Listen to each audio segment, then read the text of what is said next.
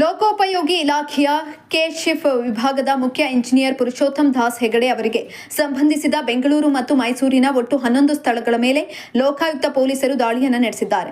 ಆದಾಯಕ್ಕಿಂತ ಹೆಚ್ಚಿನ ಅಕ್ರಮ ಆಸ್ತಿ ಗಳಿಕೆ ಆರೋಪದ ಮೇಲೆ ಈ ತನಿಖೆಯನ್ನು ಕೈಗೊಳ್ಳಲಾಗಿದೆ. ಬೆಂಗಳೂರಿನ 2 ಸ್ಥಳಗಳು ಮತ್ತು ಮೈಸೂರಿನ 5-6 ಸ್ಥಳಗಳು ಸೇರಿದಂತೆ ಒಟ್ಟು 11 ಕಡೆಗಳಲ್ಲಿ ದಾಳಿ ನಡೆಸಲಾಗಿದೆ ಅಂತ ಅಧಿಕಾರಿಗಳು ತಿಳಿಸಿದ್ದಾರೆ. ಇನ್ನು ಪ್ರಾಥಮಿಕ ತನಿಖೆಯಲ್ಲಿ ಪುರುಷೋತ್ತಮ್ ದಾಸ್ ಹೆಗಡೆ ಅವರು ತಮ್ಮ ಆದಾಯದ ಮೂಲಗಳಿಗೆ ತಕ್ಕಂತೆ ಆಸ್ತಿಯನ್ನ ಹೊಂದಿಲ್ಲ ಎಂಬುದು ಕಂಡುಬಂದಿದೆ. ಇನ್ನು ದಾಳಿಯ ವೇಳೆ ನಗದು, ಚಿನ್ನಾಭರಣ, ಬ್ಯಾಂಕ್ ಬ್ಯಾಲೆನ್ಸ್ ಸೇರಿದಂತೆ ಚರ ಮತ್ತು ಸ್ಥಿರ ಆಸ್ತಿಗಳ ಬಗ್ಗೆ ಪರಿಶೀಲನೆಯನ್ನ ನಡೆಸಲಾಗುತ್ತಿದೆ. ಇದರಲ್ಲಿ ಸೈಟುಗಳು, ಮನೆಗಳು, ಯೋಜನೆಗಳು, ವಿವಿಧ ಕಂಪನಿಗಳಲ್ಲಿನ ಹೂಡಿಕೆಗಳು ಮತ್ತು 2 ಶಾಲೆಗಳನ್ನು ಒಳಗೊಂಡಿರುವ ಟ್ರಸ್ಟಿಗಳಿಗೆ ಸಂಬಂಧಿಸಿದ ದಾಖಲೆಗಳನ್ನು ಪರಿಶೀಲಿಸಲಾಗುತ್ತಿದೆ. ಸಂಪೂರ್ಣ ತನಿಖೆಯ ನಂತರ ವಿವರವಾದ ವರದಿಯನ್ನ ಸಲ್ಲಿಸಲಾಗುವುದು ಎಂದು ಲೋಕಾಯುಕ್ತ ಅಧಿಕಾರಿಗಳು ತಿಳಿಸಿದ್ದಾರೆ.